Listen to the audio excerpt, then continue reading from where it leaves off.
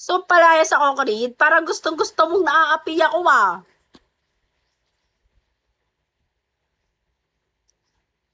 Pag sabi ko, ma, mag-aasawa na ako. Tira mo, ito, damit mo, lumayas ka, piste ka.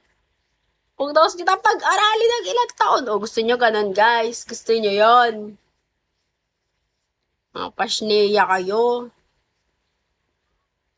Hindi ako pwede mag-asawa, guys. Kung gagawin ko sa lambing, kailangan ko pera, hindi lambing.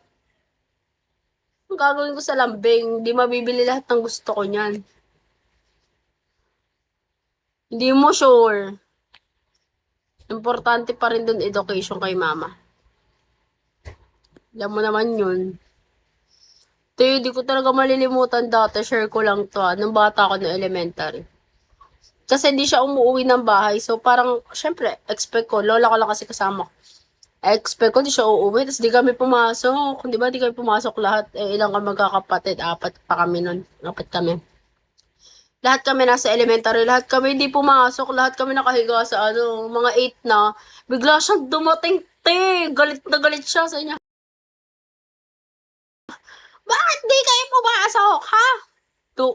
Pinalo niya kami ng sinturon sa puwet, nakadapa ako nun. Dapa kaming lahat, tas umiiyak ako kasi nga syempre antok na antok pa ako, ayokong pumasok. Pumasok kayo na, di kayo papasok, papaluin ko kayo, ganun. Syempre kaysa mapalo ako, di ba papasok na lang ako, tanginang yan, ang sakit kaya mapalo. Tas yun, wala talaga ako nagawa. Alas 8, umiiyak ako, pumasok ako sa room. Sabi lang sa akin ng teacher ko, nakatingin lang siya ganyan, no. Ayun, sabi niya, hindi na niya ako tinanong. Kaloka, mga ko. Yung mga experience ko dati. Pero tuwan-tuwa yun si mama sa akin kasi di naman ako nawawala sa top. Lagi siyang pinapatawag for Sabit Medal Award kineme. Pero nung nag-college, ano na nangyari? Erang yan, naging honest na siya. Sa Dinlister, di na napasok. Hindi na talaga. Hayo! Nag-asawa na, excited kayo mag-asawa ako, no? Gustong gusto niyo na mag-asawa ako. Magdasal pa kayo ng magdasal. Hayo, ang aga mo parang lagi kitang nakikitang nagpapa-oras yun. Parang kota ka na sa oras. Ibigay mo na sa akin yung sobrang oras mo.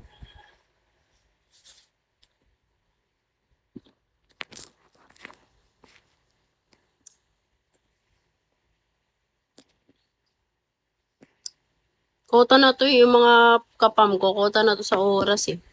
Ako, ano to? Kota sa galit.